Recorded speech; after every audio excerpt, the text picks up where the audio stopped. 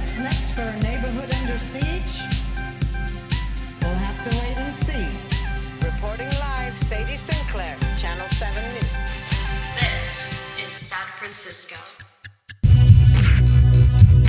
Welcome back to San Francisco. This episode is going to be a two-parter, so please check for the other part in your podcast app. And if you haven't listened to it, the episode with Mama Ganoush, a Palestinian drag artist here in San Francisco, is an impeccable companion to this episode. And if you are in SF on April 19th, come hang out with Mama Ganoush and I at Queer AF in the Castro. I've spent more time with Mama Ganoush since that episode aired in January, and they kindly gave me some words to use in a piece for Truth Out that should be up now, and I'll link to that in the show notes. And so for today's show, and also in that piece, I interviewed Nikki Jiz, who hosts Reparations, which is a locally beloved drag night at the Oasis, as well as Lady Bunny, who is one of the OG drag queens from New York, whose commentary on the news is dear to me and her many followers. And in both conversations, the focus was on why we've seen a lot of the Palestinian solidarity statements, especially initially, coming from famous people in the world of drag. While a lot of other celebrities were and still continue to be hesitant to show solidarity with Palestinians experiencing genocide right now. Nikki talks about some of the performances she's seen locally expressing solidarity, and Lady Bunny talks about the virtue signaling from politicians around elections, as well as her suspicions on how her name ended up on an IDF missile that was seen around the world in a photo that went viral earlier this year. As always, if you like the show, you can go to patreon.com/SadFrancisco to help us out with some cash. You can also find our past episodes there. And the interview starts now. I feel like you are a person that people are looking for your opinion online about politics. And I was wondering if you could trace back to when that happened. Well, my father was extremely active in politics, but because I wanted to not be like him, I was not interested in politics until 9/11. So, growing up, my father watched every night of the Watergate hearings, and when it cut into the Brady Bunch, my sister and I were livid. So I always thought of politics as a man's thing, as an adult thing. And I guess until, 9/11 and a bomb, really did drop in my city to where I saw the second building fall while getting a bagel on 6th Avenue. And you could see it. I was like, what's going on here? So I was just always a Democrat. I joke about the gay community and their politics, but I always did the AIDS benefits. I don't have AIDS. I always did the gay marriage benefits. I don't want to get married ever, So I had up until that point just gone along with the flow. But, like Black people, like Latino people, Asian people, any kind of people, just because you're in a group doesn't mean that you agree with most of them. And when it comes to gays and politics, a lot of gays are not too bright about politics, and they are not at all engaged, in issues. So I'm always, confused by that, because it wasn't until someone who was an older gay activist, whose name escapes me right now, came on my podcast with Monet Exchange that we even knew that the Equality Act was something that would have, given widespread protection against discrimination with apartments, education, job hiring, all kinds of things. And the Democrats could not pass it in the 2 years that they had the House and the Senate and the White House from 2020 to 2022. So, So what is the gay community actually talking about? And who is driving the gay agenda? It is certainly not me. It's certainly not anyone who thinks like me. And then I look around and I see these big, if you were just like a casual, reader or had the news on in the background, or maybe looked at a gay, magazine, which, they're not, all the gay magazines are gossip magazines. I'm sorry. All of them are prep ads and Hollywood news and, ridiculous stuff. I'm sorry to say that, but it's true. The Advocate is a little bit more newsy, but It has a very distinct bent. So I see a lot of like vapid politics among the gay community where they just say stuff like love is love. Right. And, if you just look at the gay rights movement over the last year, you would swear that the most important things are drag queen story hours and gender affirming care for trans people. You went from, I don't know any drag queens that are waking up thinking, let me read stories to kids. Nobody's doing that. Unless you've written a book, a children's book. I mean, this is just ridiculous. So, and the gender affirming thing, it's like, honey, what, why is the whole gay movement concerned with children? I'm not interested in this. I don't have a child, so no one should care what I say about drag queen story hours. Right. And then what you're saying, the Equality Act, things like housing, things like access to employment. I mean, these are things that should concern all of us, regardless of age or where we live. So I fully, I take your point. Absolutely. Well, I mean, the other thing that really made me sit up and take notice in 2016, I was a Bernie supporter and hated for it by, much of the gay community. Yeah. And so we saw for the first time, Human Rights Campaign, the biggest gay organization, they endorsed Hillary without going to both of the candidates, as they've always done, to determine who was best on our issues. They just went with Hillary, the more conservative one. I'm not conservative, and my worry is that so many gays are so conservative now, backing people like Joe Biden and the Reagan-esque Obama. Reagan wouldn't say AIDS. These are conservatives in my book. I mean, in fact, Obama bragged about how his, if he were in the 80s, he would be considered, a Reaganite, in an interview. And so I'm kind of looking with disbelief at gays who are not progressive, because it seems to me that so many of them, and I guess these are the ones that were in ACT UP or got older and, more settled or got property or whatever and have a different set of concerns. But I don't think that most gays would even support their own liberation now.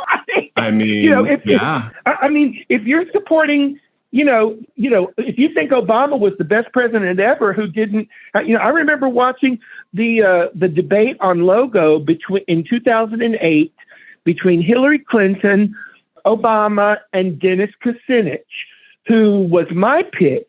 And, I have to say that even though I have no desire to be married, when Dennis looked into the camera and said, the question was, do you support gay marriage? Hillary Clinton, no. Obama, no. Dennis Kucinich, yes. He said, yes, I support gay marriage, and I hope you'll support me. And I literally, even though I care nothing about gay marriage for myself, I burst into tears because he's the real deal. And he did support us, and none of us supported him because we let these gay organizations, which are in essence conservatives, do our thinking for us. Mm-hmm. And that has got to stop. Now there are allegations that HRC is funded by Northrop Grumman. Yeah. Yes.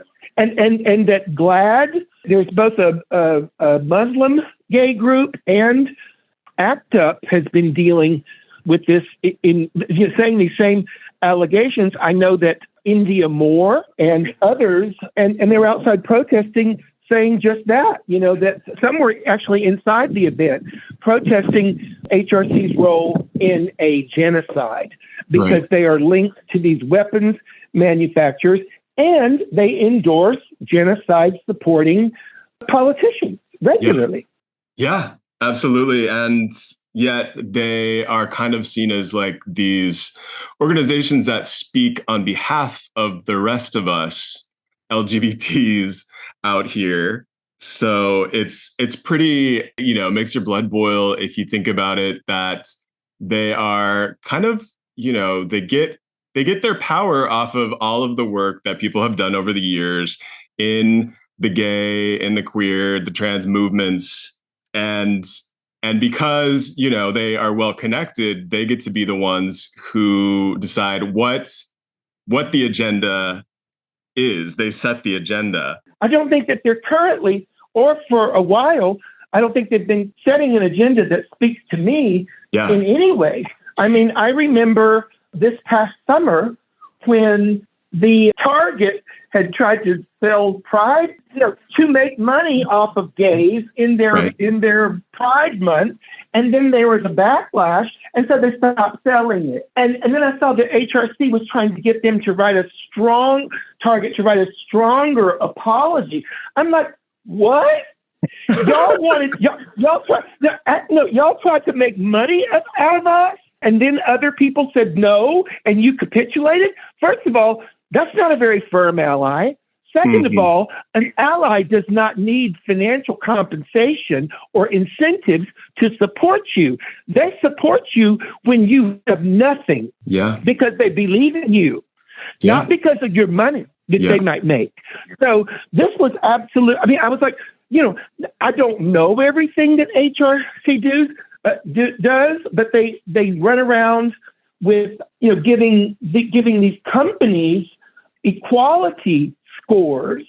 And so, maybe that helps people in office jobs. I don't work in an office job, so I don't know that. But, another thing is that several years ago, a gay reporter named Michelangelo Signorilli uncovered, this is probably 10 years ago, they got everybody who was on GLAAD's sign-up list said that everyone reading the newsletter should support the AT&T and some other big company merger. Well, there was a bit of an outcry because they said, what does this have to do with gay anything? And Michelangelo looked into it. Well, they were giving GLAAD money to promote a merger, which would have been helpful to gays? No. Helpful to their sponsors, and the head of GLAAD had to resign as a result. So, I'm like, these seem to be business-oriented things supporting only corporate candidates. Yeah. I mean, ever since the HRC started doing it's like the list of top 100 companies that are, signify the future of gay America, kind of, right at the top, you have companies like Chevron and AT&T. And meanwhile, you have, AT&T out here making sure that people only have one choice when it comes to internet service. So they have a monopoly on internet service. And, I don't even have the time to list some of the issues with Chevron, but I remember seeing that when I was early 20s and just being like, this is not the organization for me. Well, I mean, every gay pride has banks, which crashed the economy a few years ago sponsoring it. Right. Yeah, I mean, it's like, why don't we just go have a big drag brunch at Chick-fil-A? I'm often at odds with, the gay agenda. And the funny thing is, before I was very politically minded or even looking into, donors and stuff, I always thought, oh, well, they're not featuring, people like me and people from the, club scene unless they get like some big, thing. Like one year I went and the main honoree was fucking Liz Smith, who couldn't didn't even come out of the closet at 80 years old. You know, so and I DJ'd for the event, and I just sat there and disbelieved. But then I as I grew up, I said, well, I'm glad they didn't want nothing to do with me, because I don't really want that much to do with them. Like I say, I don't know everything that they do, and I don't want to belittle the entire organization. I mean, Bernie had a pretty clear pro-gay. I mean, he made Burlington, Vermont, a trans haven before anybody was talking about this shit. So, you know, it's like they showed that they were on the side of the establishment. So, I mean, you know, listen, I've never gotten gay marriage legalized. I don't know what that takes. You know, it's a lawsuit to overturn something. You overturn something when gays turn the military, when they want to get married, when you wanted them to get AIDS drugs, you fought back. Now we're in bed with the people who we used to fight with. We're in bed with the pharmaceutical sponsored candidates and the ones who, you know, I mean, it's mind numbing. Yeah, no, absolutely. Fully agree. And that's why I appreciate, you know, everyone who has been like out there and talking about this stuff, such as yourself, and kind of around that topic. Was wondering if you wouldn't mind describing what you feel about, like, okay, has drag always had these political bents and angles? Because obviously of late in mainstream corporate news, you do see things like you mentioned, you know, the anti-drag legislation, gender affirming care. And I was wondering, have there always been political aspects to it? Well, so what you mentioned, the drag queen story hours, are something which happen it has to do with drag. Drag queens did not choose this. This is, you know, like I say, I can say that it might have been nice for me, you know, to see someone, a drag queen in my school, you know, making me think, wow, you know, maybe I'm not so sick. You know, I thought I was, you know, wanted to wear wigs and makeup, and I thought I was twisted and sick. And now my school, I mean, the government has paid for this person to, you know, come in and say, you know, what they do, or read a story, or just, you know, be there and give the little me something to hang on to, you know, to get rid of all the negative messages from church, parents, siblings, schoolmates, blah, blah, blah, blah, blah. This is not coming from the gay community. This is not coming from average drag queen. This is coming from, I don't know where. I mean, the Republicans are going to twist it any way that they can, but I don't know anything about children. I perform in places where kids can't get in. My last show was called Don't Bring the Kids. You know, Trixie Mattel and Coco Peru have said, I hate kids. So who is putting the emphasis on kids, and who is putting the emphasis on gender affirming care? And is there a financial incentive for the people pushing it? I don't know. I don't know where it's coming from. Certainly, yeah. If you have a G-rated product, I suppose you could market it to a wider audience. I have no plans to have kids. I totally see why people would, wonder if after all these years where drag has been in a more adult world, why is there so much focus on these aspects? And maybe it is it's like this. It's like this. How would I know when kids should receive gender affirming care? I don't have kids. I'm not a therapist. I'm not, someone who prescribes hormones or gives those operations. How would the average gay person knew we want to get married, we want to go in the military, we want to, have equal rights or whatever, get AIDS medicine. We all understood that immediately. How can I even said to during a show, who supports gender affirming care for trans teens? And everyone went, yay. I'm like, wow, I've never performed in front of a group of endocrinologists before. Is there a convention in town? Because like me, and I've tried to understand, and I've asked trans, friends, what they think about it and stuff. And it doesn't always jive with what we are being told by these organizations like GLAAD. I mean, GLAAD came out years ago and said that words like androgynous and gender fuck were off base. Well, you go tell that to the nuns with beards who have been doing AIDS charity work as the Sisters of Perpetual Indulgence. You go tell them that they're not that GLAAD doesn't approve of their term because it might hurt some trans people's feelings. The other thing that makes my blood boil is that everyone almost is virtue signaling nonstop. And so I did an interview with an NPR affiliate last year, and it was mainly about my show in Chicago, but he called me back because we really hit it off and said, what do you think about the violence against trans women of color? And I said, well, I think it's awful, but I'm also a little sick of saying their names.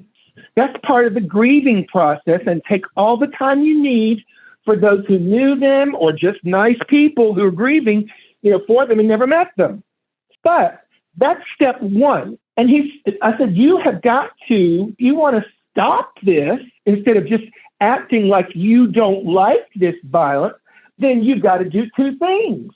Ask who is killing them and under what circumstances. And if you're not asking those questions, then you're not trying to solve this. You're not trying to end it. He said, what do you mean? I said, well, I'm not a detective. I'm no detective, but obviously you would need to collect the data involving all of these trans murders and see what the common denominators were, maybe find the killer, all this other kind of stuff. It's like, Elizabeth Warren, you can't just say, trans this, and say the names. I mean, you've got to, surely if members of our community are being killed, put your money where your mouth is, get some resources on it. If you care so much that you're saying their names at every pride, it's like, what? It's like, so what are you doing besides saying the name? Right. How are you changing the system? How are you changing the structures that lead to all of these deaths? And one of the problems that I've written about in the past is here in San Francisco, we have the first, what they call the trans district. And so it's basically like a city bureaucracy that gets some funding from the city, and they painted some of the light poles with colors of the trans flag and say, okay, this is a safe haven for trans people. And then the trade-off is they give the stamp of approval to whatever the local politicians, whatever their projects are. So if they want to build a new condo, the trans district says, the trans district, trans people support this condo. Or if they want to increase funding for the police, the trans district is, they have to get the stamp of approval from the trans district. And of course, the trans district gives it every time. And it's exactly what you're saying, like this virtue signaling that's coming from an organization that is also funded by the city. And so, of course, they're not going to have an independent opinion on all of these local policy issues. Well, I mean, did they build a condo for the trans people? They did not. No. What's the point? And this is another thing that I find so fascinating. I performed in Chicago for a Pride event years ago, and I became chummy with the one of the head guys, and he was giving me a tour. Do you know that they bought a property that they cleverly turned half of, they sold it to a Whole Foods and took the rest of it and made a housing project for senior gays. So Lady Bunny, age 61, is all about that, but you never hear much about old people because they're not sexually active and they can't buy PrEP. So they don't need PrEP, so they're not going to read the gay magazine. Demi Lovato is, or whether she's calling herself a they this year or not. Sure. But this is the important, this is the basics, like the housing that you're talking about, like just the basic things that people need, everyone needs, whether you're in drag, whether you're out of drag. Yes. So then why wouldn't, so let's take it back to the trans people and the murders. Every trans person I know says that this happens during hooking, during prostitution, when the trans people do not reveal, if they're passable, that they have male genitals, and then there's a fight. Now these trans chasers are very weird, as any trans woman will tell you, and they will pretend that they don't know, as one did with me many, many years ago. And even though I was not passable even back then, they came home with me, and then we were getting it on, and he jumps out of the bed and flips the lights on when he realized that I had, male genitalia. And, I was like, then he was like, oh, okay, it's all right. We can still do it. And we were both bombed. I was like, well, you know what? Jumping up like that and turning on the lights, you kind of ruined my mood. So why don't you just take off? He got so mad, I slammed the door in his face. He kicked it down. Here's the thing is, he knew that I wasn't a woman all the time. I was wearing a showgirl wig. I'm 6 foot. I mean, like I say, he was drunk, so I don't want to belittle him. But are we? If you're too conservative to endorse Bernie Sanders' big gay groups, I know you're not going to care about the trans people who could benefit from legal prostitution. Absolutely. Let's get the tricks registered. Let's get it works in Amsterdam. For sure. So, this is, and I didn't really fully understand the Equality Act, which, Democrats just couldn't even get passed. And all of these, people that are saying Republicans, came up against Democrats. No, they didn't. This was, Sinema and Manchin, they're Democrats and unquote, and they blocked so much stuff. And they were joined by other Democrats like Chris Coons, from Delaware, a Biden confidant, was one of the 8 Democratic senators who joined Republicans to vote against the $15 minimum wage. Well, darling, who do you think that affects?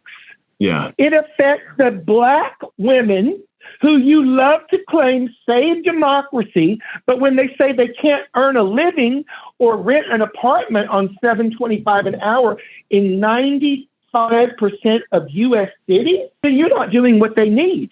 You're virtue signaling about them, and I'm sick of it. Yeah. I'm just sick of it.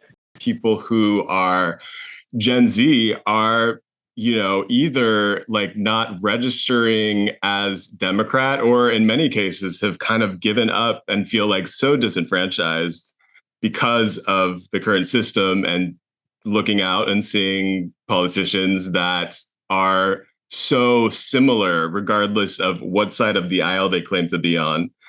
But I wanted to ask, what were your thoughts on seeing the IDF missile photo? Well, I never know what is and what isn't AI. Oh, for sure. Yeah. So, they, as showed a picture of a missile with my name, Willow Pill. I don't know if Vixen was on there. There's another queen whose name escapes me, who is Macedonian from Canada, who has been very vocal about this. Shea Coulee has been vocal, and Candy Muse. So when I saw this missile, well, I mean, I had been texting with Michael Lucas, who is a porn director from New York City. He and I have been friends for, about 15 years, 20 years. I've appeared, as in a non-sexual role in 2 of his films, and he has a great sense of humor. And we've tussled over Israel before, just in a friendly way, but, not while there's an ongoing genocide. So he was in contact with me and told some sort of, lie about how he had put his name on a missile before that. And so he had gone over to Israel, or had met with a gay magazine in Israel, which had given them screenshots of me saying anti-Semitic things. I don't know if I kept the text, but so he said that they were able to convince him that I was anti-Semitic. So it could have had something to do with that. Obviously, Israel is prepared to shout down anyone, is prepared to lie, fudge witness testimony about rapes. I mean, basically everything. So they're a good match with perpetual liar Joe Biden, who lies as much as Trump. Yeah. If you don't like lies, you can't like Biden. You have no right to complain about George Santos lying, no right to complain about Trump lying when every other word is a lie out of Biden's mouth. Yeah. And they're using this fear of what could happen if Trump is reelected. I mean, they're saying things like, we could never have another election. Right. So do you really? I mean, I don't know what Trump. I think Trump is going to win. I don't know, what he will do. He didn't do that in his first term, but he certainly seems impulsive. I think there was a trans military ban went into effect under him. Yeah, he certainly absolutely. Impulsive is exactly how I would characterize it. And people seem to think that they can pinpoint where Biden's going to go. But I mean, as we've seen, there's more people that are being locked up at the border than under Trump, under Biden. The genocide in Israel, who knows how it would be different. Trump certainly has same positions as Biden on Israel. When Biden got into office, he continued Trump's policy of thumbing it to the Palestinians by moving the embassy to Jerusalem. Or is it Bethlehem? I can't remember. I hate the Bible, so I don't like to read it. I think it's Jerusalem. So, and continuing on something that you had said, Biden has also drilled more than Trump. Biden has also got more. Obama got more, deported more people. He was known by immigrant activists as the deporter in chief because he deported so many more than his Republican predecessor, George W. Bush. Yeah. So these gay organizations are getting ready to tell us to vote, if they aren't already doing something, for someone who is center right. And the real danger is having no Democratic debate, because now Biden is the face of the Democratic Party. There was no debate with Marianne Williamson and Dean Phillips where they could say things like, no one can afford anything. This was a flub.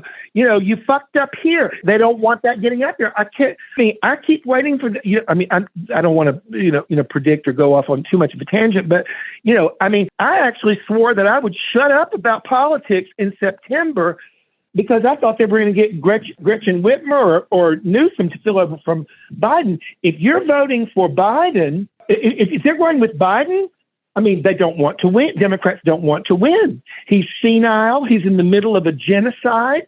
This is absolutely absurd. You do not want to win if you vote for Biden. So to all the people who love to tell me you're voting for Jill Stein in the Green Party, you're so privileged. Well, no, you're dumb. I live in New York, which is a solidly blue state. I could vote for Frankenstein, a.k.a. RuPaul. No, just kidding. I could vote for Frankenstein, and it would not take one. The Democrat will win in a solidly blue state. The same as my parents in 2016 both voted for Jill Stein in Tennessee, because in a solidly red state, it's not going to take any votes. Right. And so, and in my mind, the Green Party is just what the Democrat used to pretend to be. So, if I don't feel that I'm going to get Medicare for all through Biden or Trump, well, then why would I vote for them? Yeah. Not to mention all the trans people with all their, surgeries and stuff, hormones and checking for cancer. And, they have many, many health issues besides the transitioning, the things that just like a woman has to, monitor for breast cancer, so I can't believe that women's groups, which are perhaps compromised with corporate ties like gay groups Mm-hmm. are not demand Medicare for all. I mean, 80% of Democrats want it. A small majority of the Republicans want it. And this could have been an issue which did unite the country, because none of us agree on anything that much. And so, here's Joe Biden saying nothing will fundamentally change. If you vote for me in 2020, and, sure enough, it didn't. But how do you call yourself a trans activist or gay activist if you are supporting someone who says nothing will fundamentally change? And so for all of the people who want to get in my face and say, well, you're voting for Jill Stein, you're electing Trump, and all of the gay privileges and blah, blah, blah, blah, blah, are going to go away. I'm like, actually, you are running someone who 72% do not want to run in his own party. You are putting gay rights and, abortion rights in the hands of someone who is senile and can't think straight. So, if that's who we are pinning all of our hopes on, then these gay groups should be, you're trying to get someone who can at least speak. He can't even debate or campaign.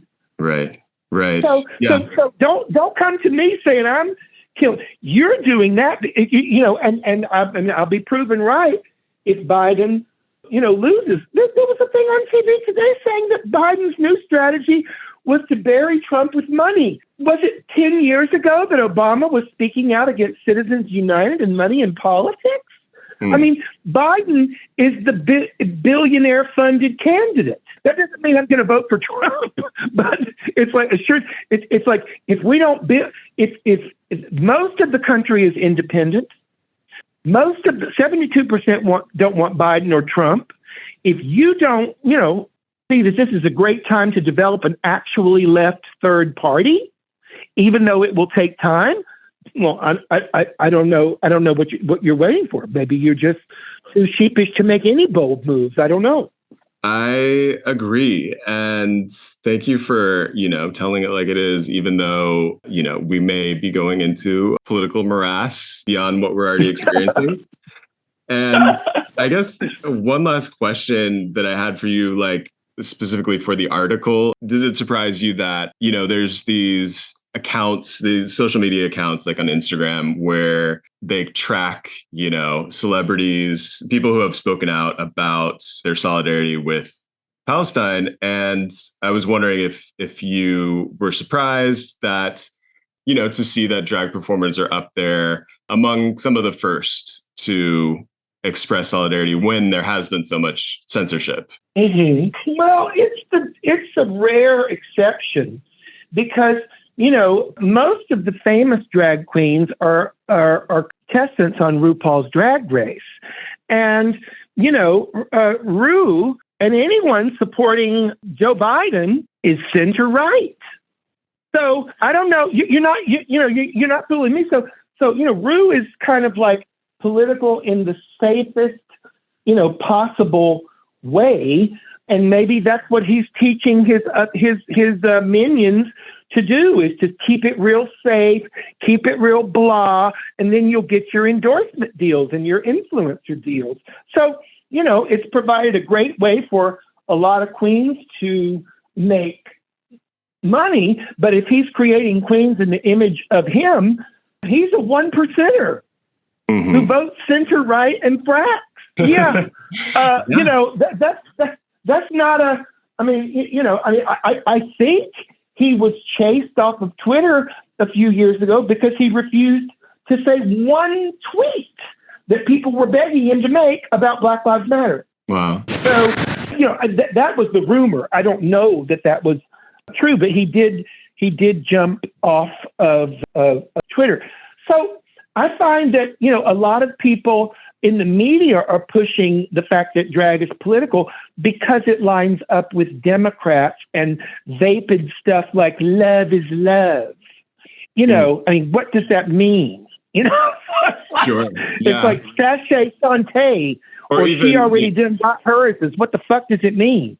Right. Even like, yeah, like go vote, but then, you're not allowed to say who to vote for, not allowed to have a critique of voting. Well, and I mean, it's also, I did an interview with someone who asked me 3 times, do you feel safe going in drag to your gigs? And I was like, well, I live in Greenwich Village. So, I mean, they're used to seeing drag queens. I get in a cab.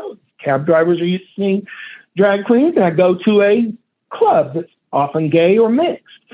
So no, I have not had any issues. They asked me 3 times. Clearly, they wanted me to say, I don't feel safe. And I understand that there's places where, drag has been challenged and, they're not sure what they can wear at, gay pride events. But, this pretty much sums it up. I'm from Tennessee, grew up there. And so I've kind of kept tabs on what's going on down there through a mutual friend, not a mutual friend, but through a friend of mine who is trans. And, she followed all of this. So, she's given me like an on the ground kind of thing.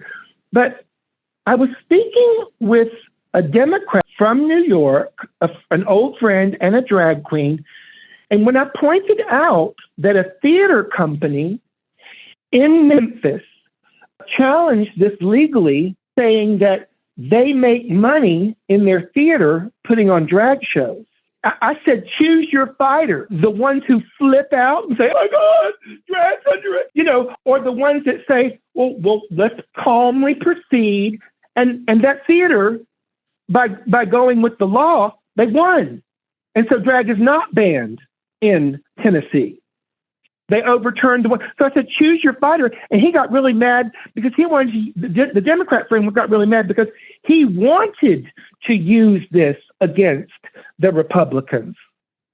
Well, you don't need to do negative campaigning if you've gotten in there and addressed people's needs with a $15 minimum wage or even the $2,000 stimulus check that Biden promised. It turned out being $1,400 to show what a bum he was straight off the bat when he got in.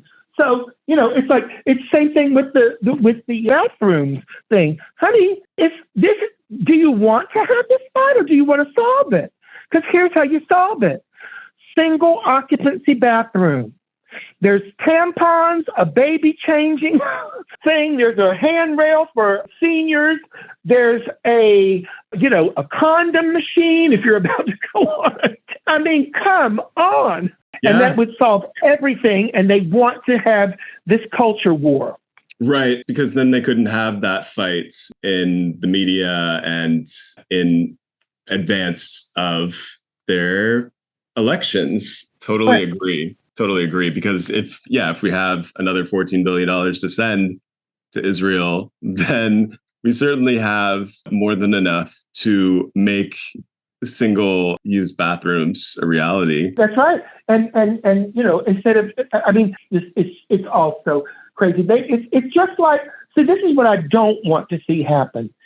Because of Charlottesville, when Trump was president, and other racist, ties to racist statements and, whatever, Democrats use the outrage over Black Lives Matter. I mean, the outrage of Black Lives Matter to sort of hint that, Trump's this big racist and we got to get him out for Black Lives Matter. And then he gets into office and dismisses one of the key demands of Black Lives Matter, which is defunding the police.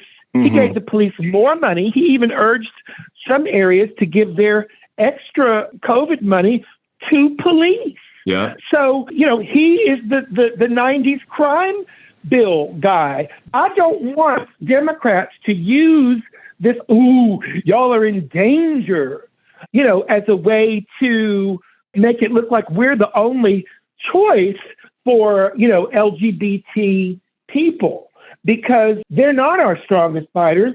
And I didn't really, I spoke with a trans friend about the Equality Act, and she said that would have really helped me because I moved into a new place and there's a straight couple upstairs and they just hate me. They're really mean and they're dismissive and transphobic.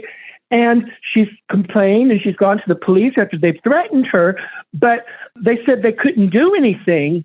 And so she's forced to live there in fear. The Equality Act could have addressed that, and they didn't bother because they care about virtue signaling for trans and talking about what trans is the first to be in a movie and all of these other stuff that never trickles down to average trans people. Yeah.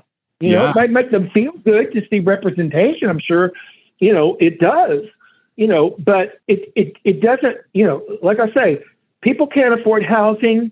People can't afford, let's put our issues in a scale and see how heavily in the gay community, education costs, housing costs, healthcare costs weigh up against what kind of stories should we read to kids.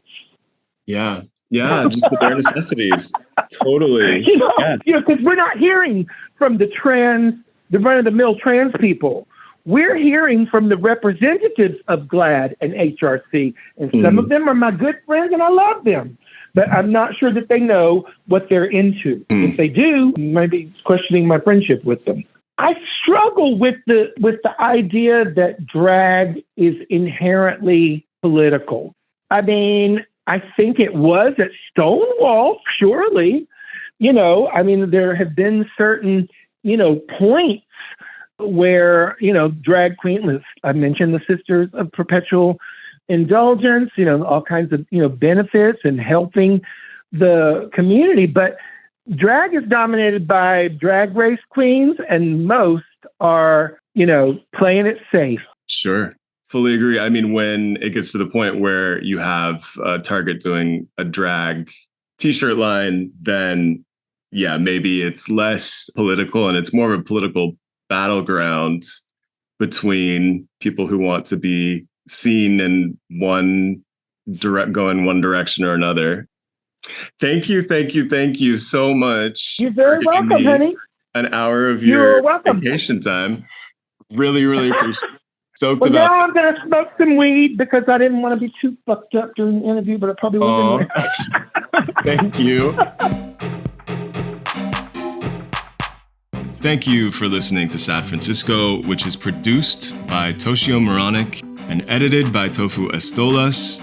If you have it, please throw us a few dollars through patreon.com/sadfrancisco, which will help us pay for podcast hosting, editing, and transcriptions for the show. See you next time in Sad Francisco.